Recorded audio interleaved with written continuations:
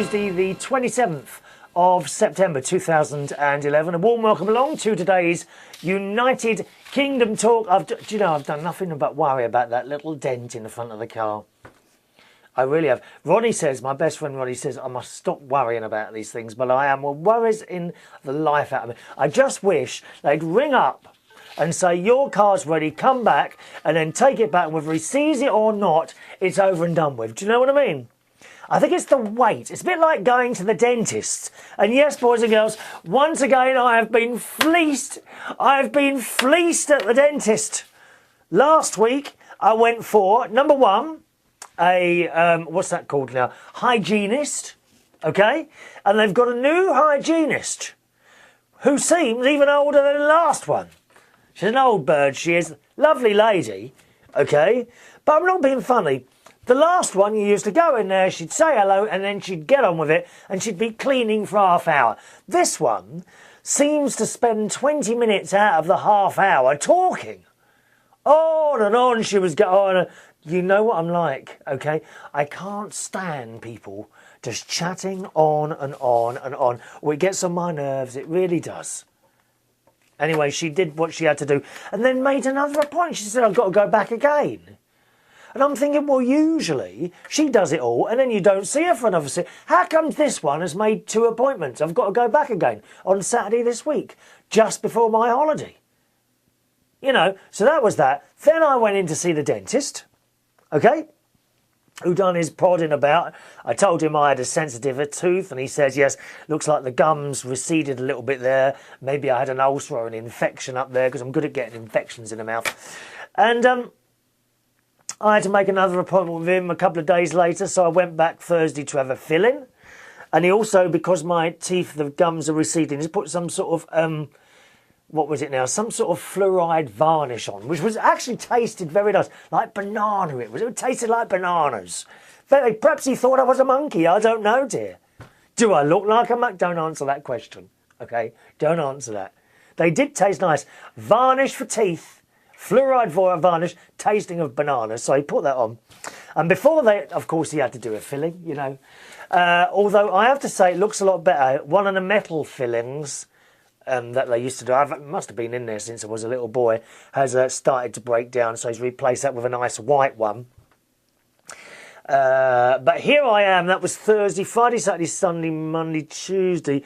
And I'm kind of got a bit of an... It's not a pain, but it don't feel right. Do you know what I mean? That tooth that he filled has now become sensitive. And I can feel it's kind of going up my cheekbone. Not too bad at the moment, but if I was to have a cold or hot drink now, I would feel it. Maybe it just needs to settle down. I don't know. I tend to leave things. That's you know, a lot of people say, oh no, go straight away. And I tend to leave things. And a lot of the time, it has to be said, when you leave things, these things do go away eventually. So I'm hoping that will happen. Not before I was fleeced. So those 2 visits, well, 1 visit to the hygienist and 2 to the dentist. Thank you very much. Gling! 200 quid, near enough. God's sake. I mean, it just goes on and on, doesn't it? £200. I'm not being funny, you know. I'm reasonably well paid for what I do, okay? DJ, karaoke, that sort of thing. But I do wonder how people with low-paid jobs, for example, bar staff, how on earth do they afford to go to dentists and buy prescriptions at £9 each and that sort of thing? Huh? Yeah, how do they afford to do it? And no one ever seems... You know, we've always got governments, various different governments, doesn't matter what party they are, telling us how wonderful it is. And then the prices go up again. Talking of governments, I see the Labour Party conference is happening at the moment, and there's that idiot Ed Milliband. Oh, God help us if he ever starts running a company. They are suggesting now that there should be a cut in VAT. Now, the point is, they did this last... Do you remember this? Last time they cut the VAT. And when they say they cut the VAT, it's as if they're doing us all a favour. You know, where actually all you're saving is about... It'll be about £5 in every 100. Okay? So even if you bought one of those great big plasma TVs for 500 quid, by cutting VAT, you'll be lucky to save 25 quid. So what's the point? What is the point of that? What was it they cut it by last time? Was it 2.5%? I'm sure it was 2.5% they cut it by for a couple of years. So that's 2.5 pence saved for every pound. It's just a waste of time, isn't it? Why do they make a big thing of this? Are people that stupid? I can't believe people are that stupid, right? That they don't realise that actually they're only saving 2.5 pence for every pound. That's 25 pence in every £10. Or £2.50 in every 100. It's a waste of time, isn't it? Why do they make a big thing of this? It's just ludicrous. Absolutely ludicrous. More bad luck I've had this week. Actually, last week.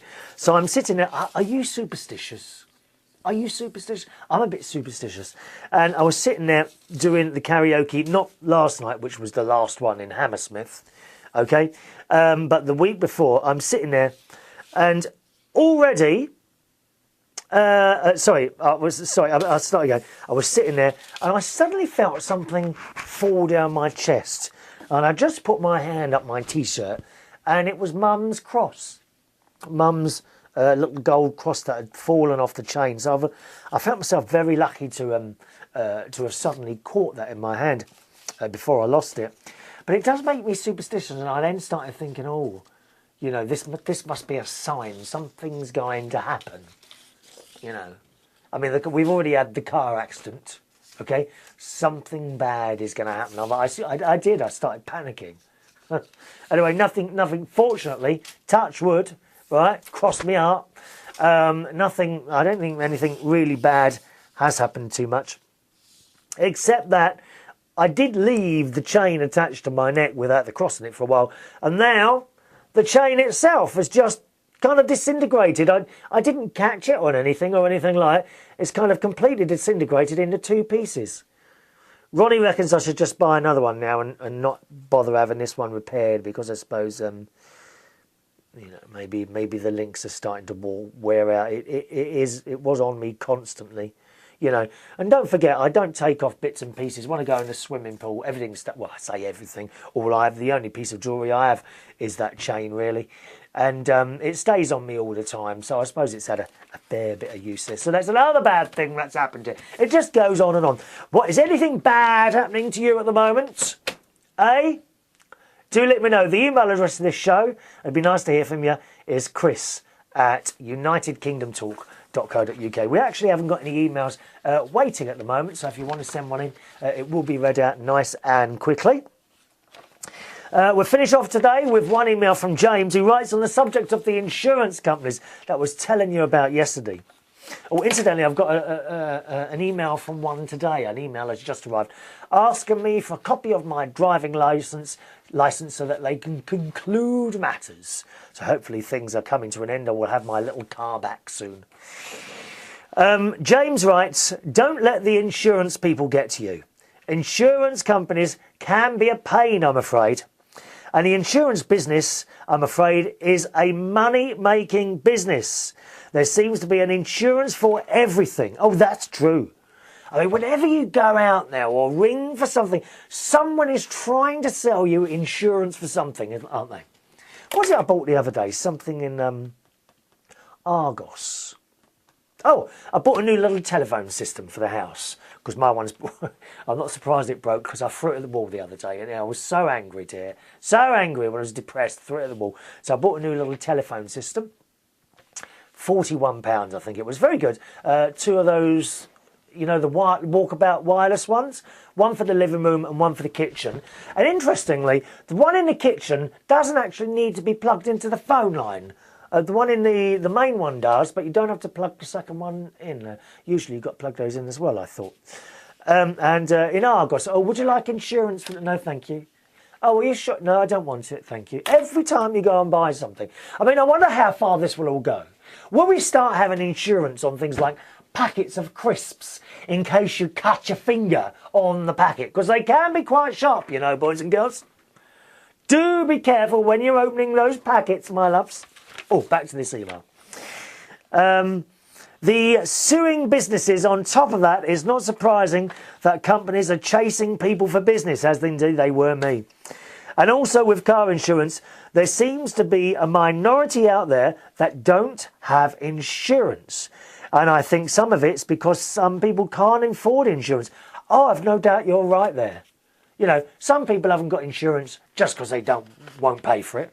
But there are people out there who can't afford it. Now, someone I know just recently bought a new car. What was it? Oh, yeah, my friend Dave, who I think he might have had an accident in the past or something. He's not that old. And they quoted him insurance, and it was for the year over £2,000. How do normal people afford that? £2,000 for car insurance. James says, I know it don't make it right, but I think the government needs to sort the insurance industry out, and perhaps putting caps on is one idea. Well, I would do, but they've always got an argument against that, haven't they? And the insurance companies, they go, oh, you can't do that. Thieving gits, all of them. Sorry to hear that the karaoke is coming to an end on Monday nights at Fleeced, yes, as it did last night. And there's not going to be anything in its place on a Monday, which I'm surprised at. You would think that having something on would get people through the doors and help them out. And I hope it all goes well with your DJ business. And I hope you have a great holiday next week from James. Thank you, James, for that. Always nice to hear from you, sir. It's one of our most, I think you are now, the most regular correspondent, James. You really are. Yes, the karaoke last night finished in the Hammersmith one. But I carry on doing karaoke in Fulham Fleeced tonight. That's Tuesday. That's Fulham Fleeced every Tuesday night, 9 till 12. And also Fleeced at London Bridge on Borough High Street. That one's very busy, that one, okay? And that's between 10 p.m. and 2 a.m. every Wednesday night. 10 p.m. to 2 a.m. every Wednesday night. And you will need photo ID if you're ever coming along to that one. If you do ever come along to my karaoke nights, please come up and say hello. Say hello, I'm so-and-so. I'm a viewer or a listener to United Kingdom Talk. All right, time to go, boys and girls. Thanks for watching and listening. See you on the next show. Bye-bye.